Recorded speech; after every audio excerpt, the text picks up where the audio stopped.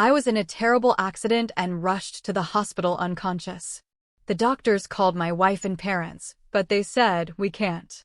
My wife was busy walking her new dog. Even after being told, tonight might be his last, they never came. A week later, they finally showed up. But my bed was empty, and on it was only a single note. The moment they read it, the color drained from their faces. You know, there are moments in life that shatter everything you thought was real. For me, it was waking up alone in a hospital bed, barely clinging to life, only to realize the people who should have cared the most had left me for dead. The sheer, gut-wrenching betrayal hit harder than the truck that almost ended my life. One moment, I was driving home, buzzing after celebrating the biggest project my construction company had ever landed. The next, my world exploded. Metal shrieked, glass shattered, and then, darkness. My last conscious thought was of Adrienne, my wife of 12 years, and how I needed to call her. Then, nothing. When I partially came to in the ambulance, all I heard were urgent voices, multiple fractures, internal bleeding, operate immediately. Then, Dr. Hannah Ramirez was leaning over me in the emergency room, her eyes a mix of compassion and worry. Mr. Mercer, we need emergency surgery. Do you understand? I managed a weak nod before the anesthesia pulled me under again. Hours later, Dr. Ramirez, still covered in my blood, stood outside the ICU. She called the emergency contact on my phone. Mrs. Mercer, this is Dr. Ramirez from Lakeside Memorial Hospital. Your husband has been in a serious accident. Adrienne's voice, you have to understand, was chillingly detached. What happened? Head-on collision. He's stable but critical. Multiple fractures, internal bleeding. We've performed emergency surgery. I see, she said. Just I see. Dr. Ramirez frowned. No urgency. Mrs. Mercer, you should come to the hospital immediately. Your husband is in serious condition. And get this, she replied, I can't right now. I'm walking my new dog. Dr. Ramirez actually blinked in disbelief. Mrs. Mercer, I don't think you understand. Your husband might not survive the night. I'll try to come tomorrow, Adrienne said, flat as a pancake. Disturbed, Dr. Ramirez called my parents, Samuel and Marilyn. My dad answered. Hello, Mr. Mercer.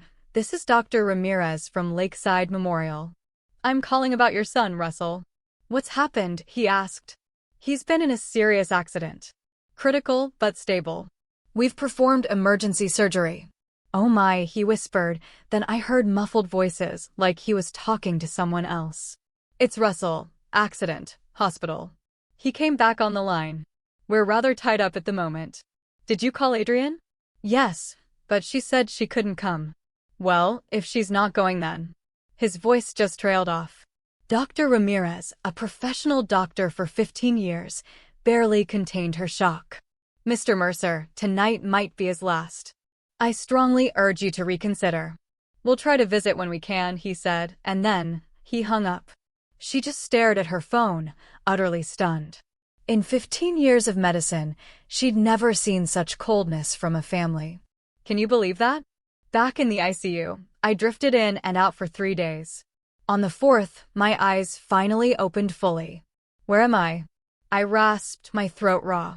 Lakeside Memorial, Dr. Ramirez answered, checking my vitals. You've been here 4 days, Mr. Mercer. You were in a serious accident. Did anyone? I winced as pain shot through my chest. Has anyone come to see me? She hesitated, her clipboard clutched tight. I'm afraid not. We contacted your wife and parents immediately after your surgery. My face, it was unnervingly still. But something inside me just broke. It was like a spark, my last bit of hope extinguished. Replaced by something darker, something I didn't recognize. I see, I said, quietly. Would you like me to call them again? She offered.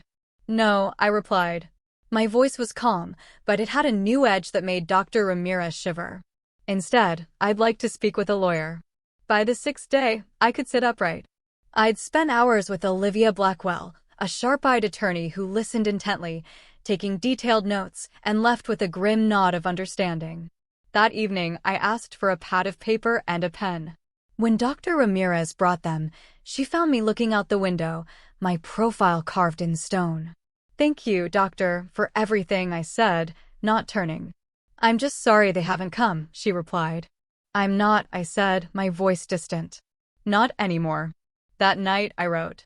Hour after hour, my pen scratching across the paper until dawn broke. On the 7th morning, Russell Mercer was gone. The bed was empty when the nurse came for morning rounds. On the precisely made bed lay a sealed envelope. On it, 3 names: Adrian, Samuel, and Marilyn Mercer. Chapter 2. The Truth Unmasked. C. Adrian's new German Shepherd, Apollo? Not new at all. Travis Redfield, her lover, had given her that dog 6 months ago. She kept him hidden at his lake house, a place where she spent more time than at our own home. While I was busting my ass, building my construction empire with grueling 18-hour days, Adrian was building a parallel life with Travis. He was a smooth-talking real estate developer who'd originally approached her to get closer to my business. "Did the hospital call again?" Travis asked, pouring Adrian another glass of wine at his sleek lake house. 3 times, she sighed, scrolling through her missed calls. "Russell's doctor sounds increasingly desperate." "You can't go," Travis reminded her, sitting next to her on his designer sofa. "We talked about this. If Russell dies, we get everything. The house, the investments, the company," Adrian finished, taking a long sip. "His life insurance alone is $5 million. Travis smiled, kissing her neck. "And if he lives, then we stick to the plan. The divorce papers are ready. Between my lawyer and your connections with the judge, I'll get the majority stake in everything." "And his parents?" Adrian asked. "They're on board. Samuel and Marilyn have always thought Russell married beneath himself. Anyway," she laughed bitterly, "once I convinced them that Russell's been hiding assets from them and refusing to help with their retirement, they were eager to support me." "The perfect trap," Travis murmured. What Adrian didn't know was that Travis had planned his own separate trap. Once my fortune was transferred to Adrian, he had arrangements to ensure she wouldn't enjoy it for long. The offshore accounts were already established in his name alone. Meanwhile, my parents, Samuel and Marilyn, sat in their modest living room, reviewing financial statements Travis had accidentally left during his last visit. Falsified documents showing I'd secretly squirreled away millions that should have gone to family investments. "I always knew success would change him," my dad muttered, his face flushed with anger. "After everything we sacrificed," my mom added, repeating Adrian's carefully planted lie. "Adrian said he's been talking about cutting us off completely." My dad shook his head. "If what Adrian and Travis showed us is true, we're entitled to at least half of those hidden accounts." The irony was, I'd actually set up a generous trust for their retirement, scheduled to be revealed on their upcoming anniversary. A surprise now destined never to be discovered. Across town, my childhood friend, Calvin Weiss, sat in his small apartment, staring at hospital records that shouldn't have been accessible to a mid-level IT administrator. He was the only person who had remained loyal when I rose from humble construction worker to company owner. He'd been monitoring my condition through backdoor hospital database access. "What the hell are you playing at, Russ?" he muttered, noting that I had checked myself out against medical advice. His phone buzzed with a text from an unknown number. "Storage Unit 447. Code, November 27, 1982. Come alone. R." Calvin grabbed his keys immediately. The storage facility was on the outskirts of town. Unit 447 contained only a sealed envelope and a burner phone. The envelope held detailed documentation, bank statements, photos of Adrian and Travis together dating back 2 years, recorded conversations, and the falsified documents shown to my parents. The burner phone rang in Calvin's hand. "Russ?" Calvin answered. "They left me to die, Cal." My voice was different. Hollow, yet somehow charged with purpose. "Jesus, Russ, where are you? You should be in the hospital." "I need 3 things from you," I continued, as if I hadn't heard him. "First, don't tell anyone I contacted you. Everyone needs to believe I'm missing, possibly dead. Second, access the backup server and retrieve all records from Project Lakeside Towers. Every contract, every payment, every signature. Third, contact Olivia Blackwell. She's expecting your call. Russ, what's happening? What are you planning? There was a long pause. Justice, Cal. Nothing more, nothing less. The line went dead, leaving Calvin staring at the mountain of evidence documenting the elaborate betrayal orchestrated against me. At that same moment, Dr. Ramirez received a package by courier. A letter thanking her for her care, along with documentation proving I had secretly paid off her substantial medical school debt. Attached was a note: some debts should be forgiven. Others must be paid in full. Chapter 3. The ghosts return. A week after I vanished from the hospital, Adrian finally decided it was time to make an appearance. Maintaining the facade of a concerned wife had become necessary after Dr. Ramirez called twice more, her tone increasingly suspicious. Accompanied by Travis, introduced as a family friend, and my parents, Adrian strode into Lakeside Memorial with practiced concern etched on her face. "I'm here to see my husband, Russell Mercer," she told the receptionist. The woman gave her an odd look. "Let me call Dr. Ramirez." Minutes later, Dr. Ramirez appeared, her expression neutral, but her eyes burning with barely concealed contempt. "Mrs. Mercer, after a week, you finally arrived." "We came as soon as we could," my dad interjected defensively. "Of course," Dr. Ramirez replied coldly. "Well, you should know that your son, your husband, checked himself out yesterday against medical advice." "What?" Adrian's shock was genuine. "This wasn't part of the plan. How could you let him leave in his condition?" "As his doctor, I strongly advised against it," Dr. Ramirez said. "But as a legal adult who hadn't lost cognitive function, it was his right." She held out an envelope. "He left this for you." Travis stepped forward. "Who authorized his release?" Dr. Ramirez's eyes narrowed. "And you are?" "Travis Redfield, family friend." "Well, Mr. Redfield, patient releases don't require outside authorization. Now, if you'll excuse me, I have patients who actually receive visitors." She turned and walked away. Adrian tore open the envelope with trembling fingers.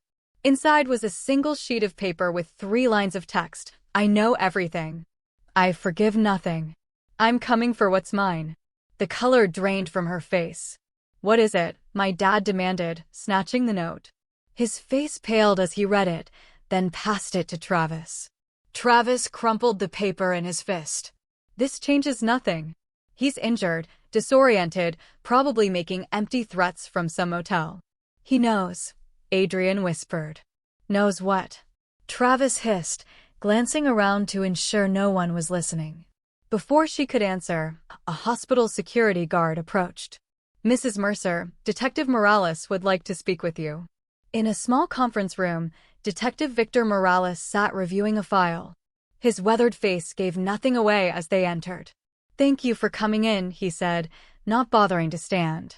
"I have some questions about your husband's accident." "What about it?" Adrian asked, trying to keep her voice steady. "For one, why the vehicle that struck your husband's car was reported stolen just 1 hour before the accident, yet traffic cameras show it had been following Mr. Mercer for at least 3 days prior." Travis shifted uncomfortably. "Detective, what are you implying?" Morales ignored him, focusing on Adrian. "I'm also curious why phone records show you were in contact with the registered owner of that vehicle 6 times in the week before the accident." Adrian's careful composure cracked. "I want a lawyer." Interesting response to a simple question, Morales noted. "One more thing before you go. The hospital security cameras show a visitor to Mr. Mercer's room at 3 a.m. the morning he disappeared." He slid a grainy photo across the table. "Any idea who this might be?" The image showed a hooded figure whose face was carefully turned away from cameras. "No," Adrian whispered. "Curious," Morales said, "because the key card used to access the room at that hour was yours, Mrs. Mercer. The one listed in hospital records for family access, which you never used during visiting hours." My parents exchanged alarmed glances. "I think we're done here," Travis announced, standing. "We'll have Mrs. Mercer's attorney contact you." As they left the hospital, Adrian's phone chimed with a text message from an unknown number. "Check your joint accounts." With shaking hands, she opened her banking app. Every joint account had been emptied. The business accounts, investment portfolios, everything gone. He's ruined us, she gasped. Travis grabbed her arm roughly. Pull yourself together. This isn't over. But it was only the beginning. That night, while Adrian and Travis frantically called banks and lawyers, I watched from a car across the street. Beside me sat Calvin, who handed me a tablet displaying security camera footage from inside Adrian and Travis's meeting at the lake house. Everything's in motion, Calvin said. My face, still bruised from the accident, revealed no emotion as I watched my wife and her lover panic. Good. Now we move to phase 2. Are you sure about this, Russ? There's no coming back from what you're planning. I turned to my friend, my eyes reflecting nothing but cold resolve. I died in that hospital room, Cal. What's left has only one purpose. I started the engine and drove away, leaving behind the last vestiges of the man I once was. Chapter 4. The Architect of Vengeance. 3 months vanished like smoke. Russell Mercer, legally declared missing and presumed dead after exhaustive but fruitless searches, had transformed himself in a remote cabin in the Montana wilderness. My body, once broken, had been rebuilt through relentless physical therapy and training. My mind, once clouded by betrayal, now operated with surgical precision. The cabin belonged to Dr. Leo Winters, a former military surgeon who specialized in helping people disappear. For a substantial fee, paid from one of my hidden offshore accounts, Dr. Winters had provided medical care, a new identity, and total discretion. Your ribs have healed nicely, Dr. Winters observed during our final examination. The facial reconstruction, too. Your own mother wouldn't recognize you now. I touched the subtle changes to my jawline and cheekbones. That's the point. The voice modulator implant needs another week to fully integrate. Speak as little as possible until then. I nodded, studying my new reflection. Alexander Pierce stared back. A ghost, created from forged documents and careful planning. The psychological adjustment is just as important, Dr. Winters cautioned. Revenge may feel righteous, but it consumes the vengeful first. I'm already consumed, I replied flatly. Ever since I woke up alone in that hospital. Meanwhile, Adrian's life had collapsed into chaos. The investigation into my accident had stalled but never closed.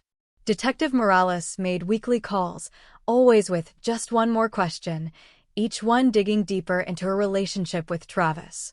The financial devastation was total. Not only had the joint accounts been emptied, but Adrian discovered I had secretly sold our house 2 weeks before my accident, with closing scheduled for next month. She would soon be homeless. My construction company had undergone a mysterious restructuring one day before my accident, transferring controlling interest to a blind trust that even the company's attorneys couldn't penetrate. Travis, whose promises of security had evaporated when his access to my wealth disappeared, had begun pulling away, making excuses to avoid her calls. My parents, Samuel and Marilyn Mercer, faced their own reckoning. Their modest retirement savings had vanished, electronically transferred to an untraceable account after they'd been tricked into signing what they thought were insurance documents related to my disappearance. Worse, they'd received anonymously delivered evidence suggesting that Adrian had manipulated them with false information about their son. The documented trust fund I had actually created for them, which they'd never known about, had been dissolved upon my disappearance. The funds redirected to various children's charities. One day in late autumn, Calvin met a man called Alexander Pierce at an abandoned warehouse on the edge of town. Though Calvin recognized a childhood friend beneath the new face, he was stunned by the transformation. Jesus, Russ, you look dead. Good, I finished, with a voice that sounded nothing like my former self. Because Russell Mercer no longer exists. Calvin handed over a thick file. Everything you asked for. Travis Redfield's complete history. The man's made enemies everywhere. His real estate developments are mostly money laundering operations for the Costia crime family. They don't know he's been skimming. I nodded. And the special project? Coded and ready. Once activated, it'll unravel everything Travis has built, piece by piece. Adrian. Calvin hesitated. She's desperate, about to be evicted. She's been trying to access Russell's life insurance, but without a body. And my parents, they know they were manipulated. They've been trying to reach out through official channels, claiming they have information about your disappearance. My expression remained impassive. Too late for regrets. What about Sophie? Calvin asked cautiously at the mention of Travis's ex-wife. My composure flickered momentarily. Is she still willing to help? More than willing. After what Travis did to her and her daughter, she's been waiting 3 years for this opportunity. I checked my watch. It's time to bring our players together. Activate the program tonight. And Calvin, after this meeting, Alexander Pierce never knew Russell Mercer. Remember that. That night, an anonymous email reached the Costia family's leadership, revealing Travis's embezzlement with documented proof. Simultaneously, the algorithm Calvin had designed began systematically attacking Travis's financial infrastructure, freezing accounts, exposing hidden transactions, and triggering automatic audits. By morning, Travis Redfield would be a marked man from multiple directions. And Russell, now Alexander Pierce, would be waiting. Chapter 5. Wheels Within Wheels. The Ashford Hotel's presidential suite offered a perfect vantage point. From my windows, I could see both Travis's penthouse apartment and the offices of Redfield Development. Between sips of black coffee, I watched the chaos unfold through high-powered binoculars. Men in dark suits, Costia enforcers, entered the building at 9:17 a.m. They emerged 20 minutes later without Travis, who had apparently fled minutes before their arrival. My phone vibrated with updates from the sophisticated tracking system I'd established. Travis had withdrawn emergency cash from a bank across town and was now heading toward the lakeside property where he'd conducted his affair with Adrian. Everything proceeding exactly as calculated. A soft knock at the door broke my concentration. I admitted Sophie Redfield, Travis's ex-wife. A woman whose elegance masked a steely resolve forged through suffering. He's running, I informed her, returning to the window. As predicted, Sophie replied, setting down her designer bag. The offshore account's already frozen. My algorithm triggered fraud alerts across 6 countries simultaneously. I turned to face her. Are you prepared for your part? Sophie's eyes hardened. After Travis bankrupted me, denied my daughter her medical treatments, and left us with nothing? I've been preparing for 3 years. I nodded, remembering why I'd chosen her as an ally. When investigating Travis's past, I discovered Sophie's story, how Travis had systematically drained their marital assets while their daughter, Lily, battled leukemia, then abandoned them both when the medical bills mounted. Your daughter? I asked. A rare smile softened Sophie's features. Remission for 16 months now, thanks to the anonymous donor who covered her treatment. I nodded slightly. The $5 million I diverted from my own life insurance policy, converted to cash before my disappearance, had been put to better use than Adrian and Travis had intended. Once this is done, I said, the remaining trust fund will secure her future permanently. Sophie studied me. You know, for someone orchestrating such elaborate revenge, you've shown remarkable compassion to uninvolved parties. This isn't about punishing innocents, I replied. It's about justice, precisely measured. My phone buzzed again. Adrian is moving too, heading to the lake house. The desperate wife seeking shelter with her lover, Sophie observed. Right into your trap. Not my trap, I corrected. Their own. Across town, Detective Victor Morales received an anonymous package. Inside, he found meticulously documented evidence connecting Travis Redfield to the stolen vehicle that had struck my car, along with bank transfers linking both Travis and Adrian to the driver, a career criminal now mysteriously deceased. Morales immediately assembled his team. We've got enough for arrest warrants. Move now. Meanwhile, my parents, Samuel and Marilyn Mercer, sat in their kitchens staring at the foreclosure notice. Their modest home, once fully paid for, had been remortgaged using documents they'd signed without reading, papers Adrian had assured them were related to Russell's business. We've lost everything, my dad whispered, his hands trembling. Our son, our home. We deserve it, my mom replied, tears streaming down her face. We abandoned him when he needed us most. The doorbell rang. Outside stood Olivia Blackwell, my attorney. "Mr. and Mrs. Mercer," she said crisply. "I need to discuss your son's estate." At the lake house, Travis threw clothes haphazardly into a suitcase while Adrienne watched from the doorway. "You're just leaving?" she asked incredulously. "What about me?" "Wake up, Adrienne," Travis snapped. "It's over. Whatever Russell did before disappearing, he's burned us both. The Costas want my head. The feds are freezing my accounts. I have maybe an hour before this place is swarming with either gangsters or FBI. We can fix this," Adrienne pleaded. "We still have a lake house. My jewelry." Travis laughed bitterly. "You think I put this place in my name? It's owned by a shell corporation that's probably being dismantled as we speak. As for your jewelry." He went to a painting on the wall, swung it aside to reveal a safe, and entered the combination. It was empty. "What the hell?" he muttered, frantically searching the void. Instead of valuables, he found a single note. "Did you really think I wouldn't have contingencies?" Travis staggered backward. "Impossible." The sound of approaching vehicles drew them both to the window. 3 black SUVs and 2 police cruisers rolled up the driveway. "Run." Travis grabbed his half-packed bag and bolted for the rear exit. They never made it to the dock. Police officers swarmed from all directions, weapons drawn. "Travis Redfield." "Adrienne Mercer." Detective Morales called through a bullhorn. "You are under arrest for conspiracy to commit murder, attempted murder, fraud, and embezzlement." As they were handcuffed and placed in separate vehicles, neither noticed the nondescript sedan parked just beyond the police barricade, nor the man watching them passively from behind tinted windows. I started my car. Phase 2 was complete. Now for the final act. Chapter 6. The spider's web. The county detention center's interview room was deliberately uncomfortable. Hard metal chairs, fluorescent lighting that buzzed incessantly, and a persistent chill that seeped through thin prison uniforms. Adrienne Mercer sat shivering, her once perfect appearance now marked by shadows under her eyes and limp, unwashed hair.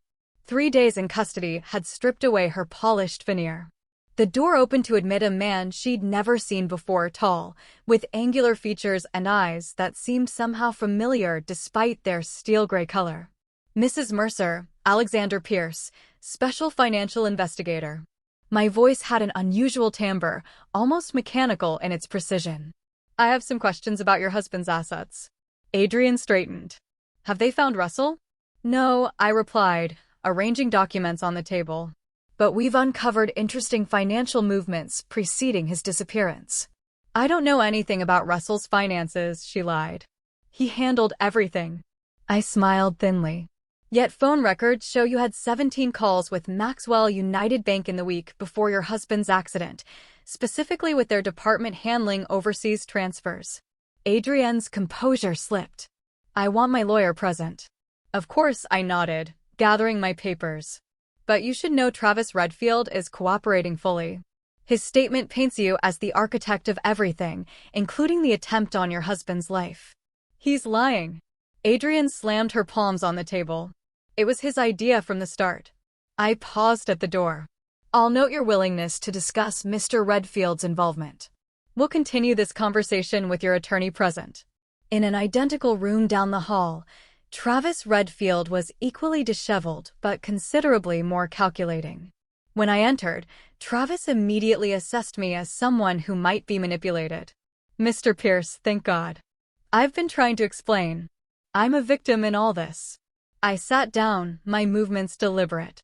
"A victim who happens to have paid $50,000 to the driver who rammed Russell Mercer's vehicle. That's an interesting definition of victimhood." Travis paled.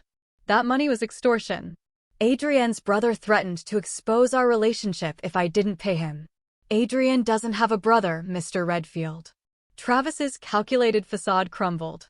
"Look, I can help you find where Russell hid the real money. There's millions unaccounted for." "Why would I be interested in that?" I asked mildly. Travis leaned forward conspiratorially. "Everyone has a price. Help me get a deal, and I'll make it worth your while." I stood abruptly. "Mr. Redfield, I'm not who you think I am." For just a moment, My voice modulator disengaged and Russell's true voice emerged. But then, neither are you. Travis recoiled in shock. Russell. But I had already left, the door closing with a final, solid click. Across town, my parents, Samuel and Marilyn Mercer, sat in Olivia Blackwell's sterile office, bewildered by the documents before them. I don't understand, my dad said. These show Russell created a trust for us years ago. He did, Olivia confirmed. $5 million, untouchable by creditors, divorce settlements, or criminal proceedings. But we were told he was hiding money from us, my mom whispered. You were lied to, Olivia stated flatly. By people who knew exactly how to manipulate you against your own son. My dad covered his face with trembling hands. We abandoned him. Our own son, fighting for his life, and we believed the worst without question. The trust has specific conditions, Olivia continued dispassionately. You can access the funds for basic living expenses only. The principle remains intact until particular conditions are met. What conditions? My mom asked. Olivia slid another document across the desk. You'll need to read this letter first. The letter, written in my hand, detailed every manipulative lie they had believed. Every moment they had chosen Adrienne's fabrications over their son's lifetime of demonstrable love and support. It was clinical, factual, and devastating in its accuracy. He knew, my dad whispered. Even before the accident, he knew they were poisoning us against him. Not entirely, Olivia corrected. The original trust had no such conditions. Those were added the day he checked himself out of the hospital. That night, I stood on the balcony of my hotel suite, watching the city lights, while Sophie poured 2 glasses of whiskey. Adrienne and Travis have turned on each other completely, she reported, handing me a glass. Their attorneys are practically racing to the prosecutor's office with new accusations daily. And the Costia family is still looking for Travis. The evidence you planted linking him to informing on their operations has them particularly motivated. Even if he somehow escapes conviction, he'll never be safe. I nodded. The final phase begins tomorrow. Are you sure about this part? Sophie asked carefully. It seems excessive. Justice often does, I replied. Each will face precisely what they deserve. No more, no less. And after? Sophie studied me over her glass. What does Alexander Pierce do when this is finished? I gazed out at the city, the place where Russell Mercer had built a life, a marriage, a company, all now ashes. Alexander Pierce disappears. As for what comes after, I haven't decided. You could start over, Sophie suggested. You're wealthy. Unrecognizable. Officially dead. Perfect freedom. There's no starting over, I replied quietly. Only moving forward. In the darkness, I raised my glass. To justice, precisely measured. Sophie clinked her glass against mine. To justice. Neither of us mentioned the emptiness that would remain when justice was finally served. Chapter 7. Checkmate. The courthouse buzzed with anticipation. After months of legal maneuvering, bail hearings, and increasingly desperate attempts by both defendants to implicate each other, the joint trial of Adrienne Mercer and Travis Redfield for the attempted murder of Russell Mercer was finally beginning. Reporters clustered near the entrance, hoping for a glimpse of the defendants who had become media sensations. The story had everything: sex, betrayal, attempted murder, and a missing victim presumed dead. Inside, Alexander Pierce sat in the back row of the gallery, unremarkable in his gray suit, just another spectator to the legal proceedings. Only Calvin, seated several rows away as planned, knew my true identity. The bailiff called for all to rise as Judge Martha Kimball entered. Known for her no-nonsense approach and scrupulous adherence to procedure, she was exactly the judge I had hoped would be assigned. The prosecutorial team was led by District Attorney Helen Ward, whose reputation for methodical case-building made her formidable. I had anonymously provided her office with a roadmap of evidence so comprehensive that the case practically built itself. As Adrienne and Travis were led in separately, I noted how thoroughly their appearances had deteriorated. Adrienne's designer clothes had been replaced by a modest skirt and blouse, an attempt to appear humble and sympathetic that clashed with her innate arrogance. Travis, meanwhile, had adopted the look of a broken man, hoping for sympathy where none would be forthcoming. Neither defendant looked at the other. After opening statements, DA Ward called her first witness, Detective Victor Morales. "Detective, please describe the evidence that led to the arrests of the defendants." Morales detailed the financial trail connecting both defendants to the driver of the truck, phone records showing coordination before the accident, and the damning text messages recovered from their devices. During cross-examination, Adrienne's attorney attempted to distance her from the conspiracy. "Isn't it true that my client never directly communicated with the driver of the vehicle?" "She didn't have to," Morales replied.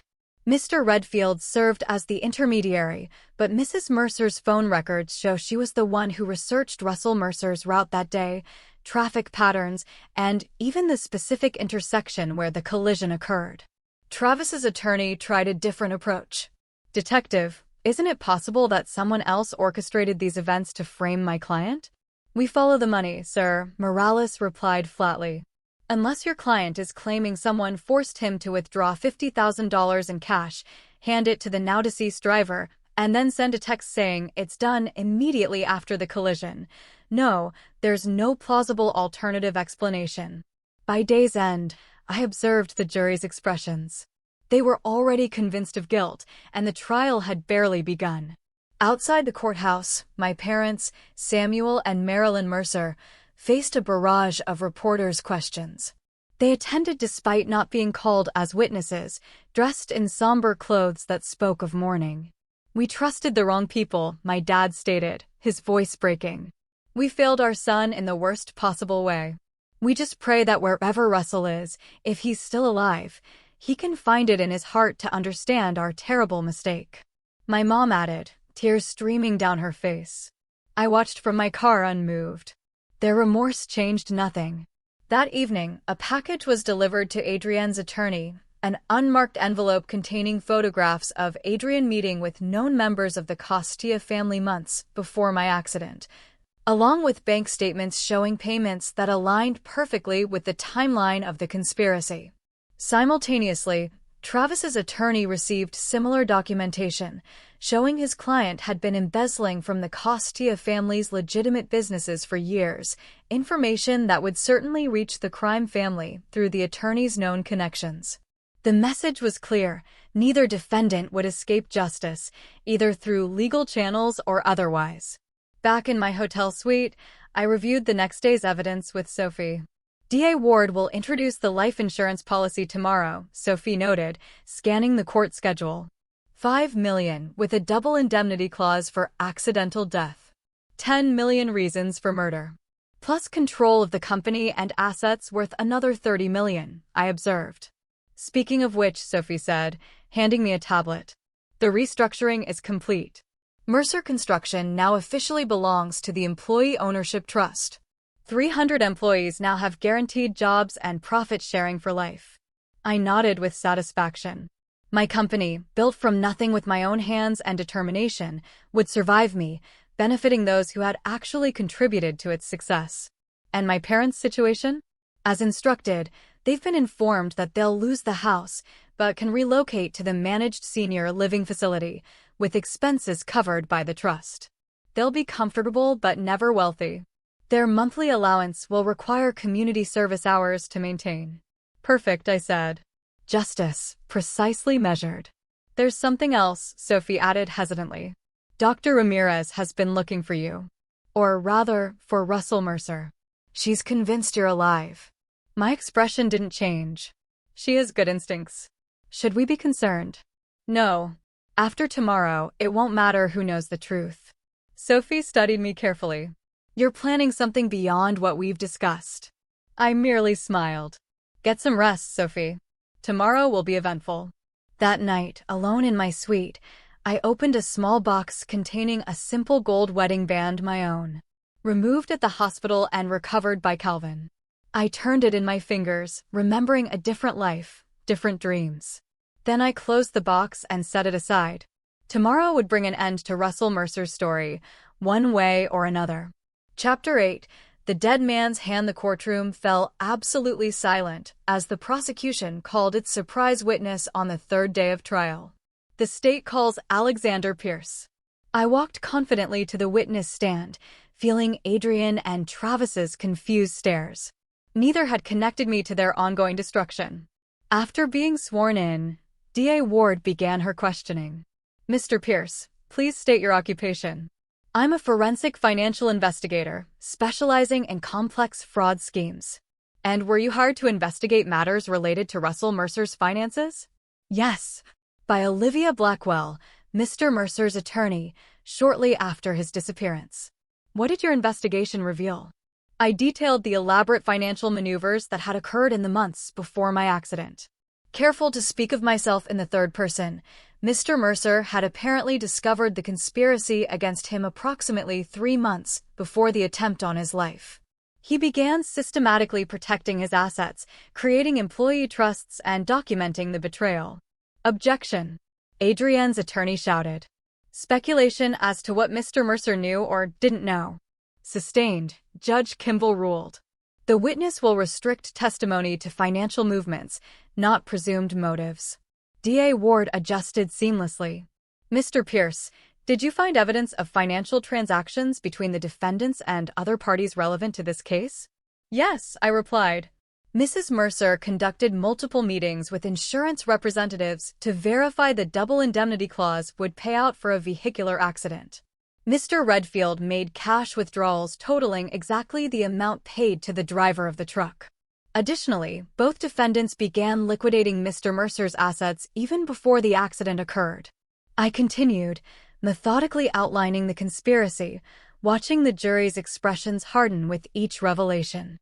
Adrian seemed paralyzed in her seat, while Travis whispered frantically to his attorney. During cross-examination, Travis's attorney attempted to undermine the testimony. Mr. Pierce, isn't it convenient that you've appeared with this information after Mr. Mercer vanished? How do we know you aren't involved yourself? A reasonable question, I acknowledged, which is why all evidence has been independently verified by Detective Morales' team and 3 separate forensic accounting firms. And how did you come by this information so easily, when police investigators initially found nothing suspicious? I smiled slightly. I never said it was easy, but motivated individuals often find what unmotivated bureaucracies miss. The attorney changed tactics. Have you ever met Russell Mercer? A moment of absolute silence filled the courtroom. Yes, I replied calmly. I have. The courtroom erupted. Judge Kimball banged her gavel repeatedly. Order. Mr. Pierce, are you claiming Russell Mercer is alive? I'm claiming I met with him, I clarified. Whether he remains alive is a separate question. DA Ward, who had been briefed on this possibility, quickly intervened. Your Honor, we have additional evidence to present regarding Mr. Mercer's current status. She produced a sealed envelope. This was delivered to my office this morning with instructions to open it only during today's proceedings. Judge Kimball accepted the envelope and broke the seal.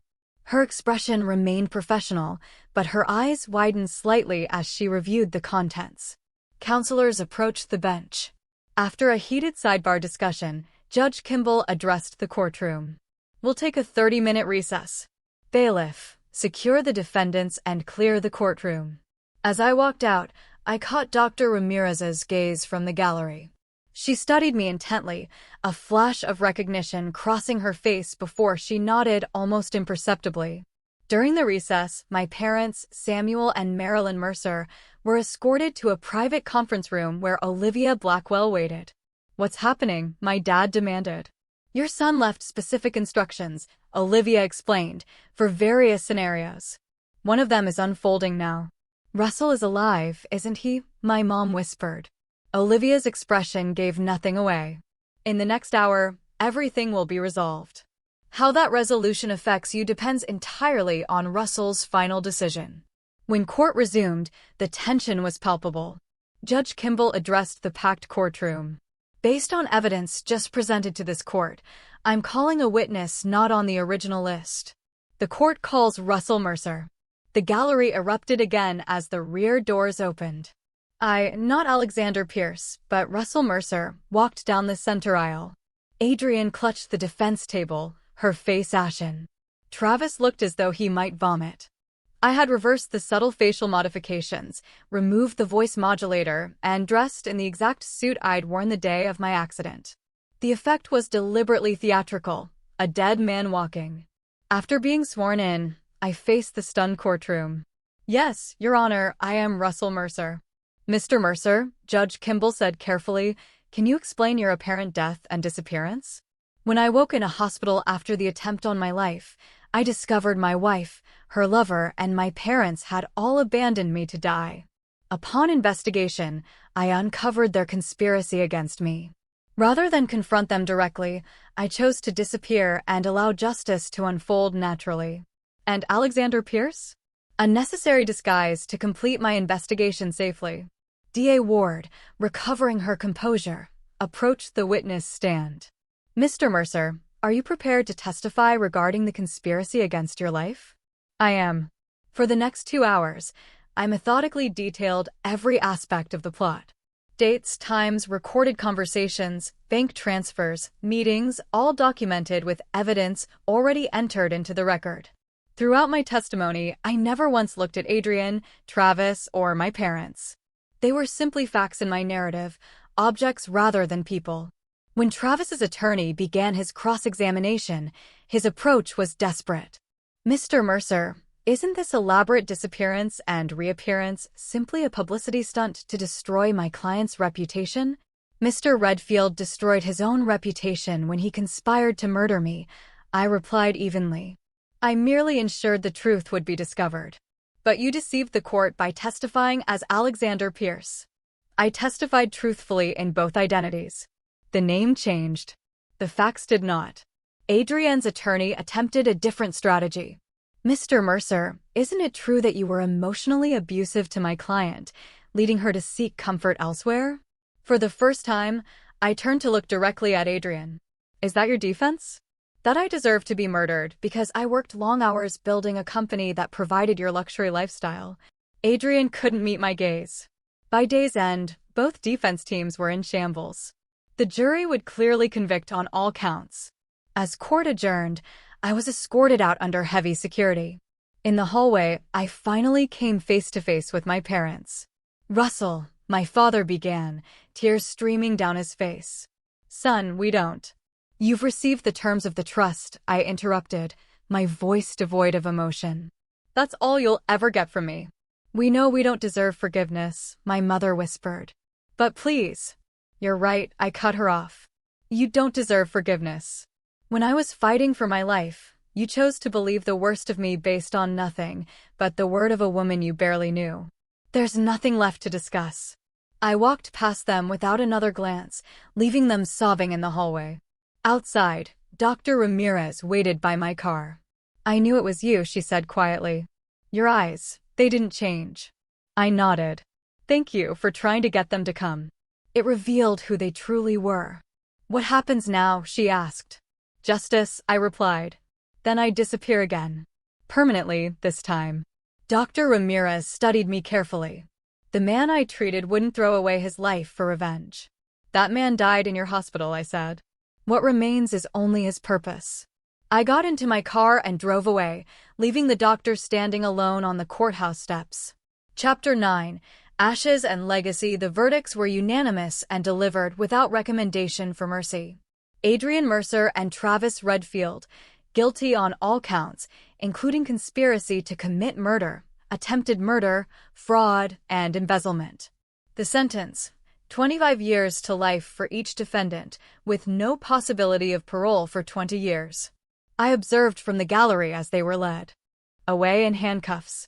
Adrian sobbing uncontrollably, Travis ashen-faced and trembling. Neither looked in my direction. Outside the courthouse, reporters swarmed around me, shouting questions. "Mr. Mercer, how does it feel to see justice served? Will you reclaim your company now? What about your parents? Will you reconcile?" I faced the cameras calmly. Justice has been served according to the law. As for what comes next, Russell Mercer died in that hospital room. The man standing before you is merely executing his final wishes.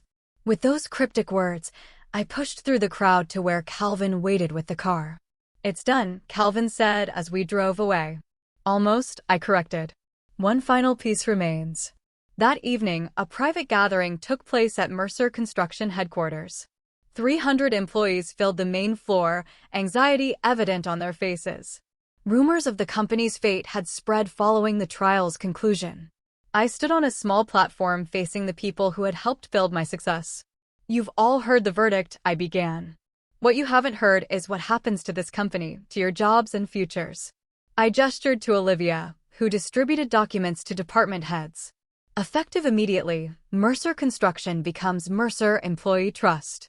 Each of you now owns a stake proportionate to your years of service. The company cannot be sold, broken up, or taken public. It belongs to those who built it to you. Stunned silence gave way to applause, then to tears and cheers as the implications sank in. "I built this company from nothing," I continued. "And despite attempts to destroy it, it will outlive me, providing security for your families for generations." "What about you, boss?" called Luis Martinez, my foreman of 10 years. "I won't be staying," I replied simply. "My work here is finished." After the celebration, I met Sophie at the airport. Her daughter, Lily, waited in a private lounge, a cheerful 7-year-old showing no signs of a previous illness.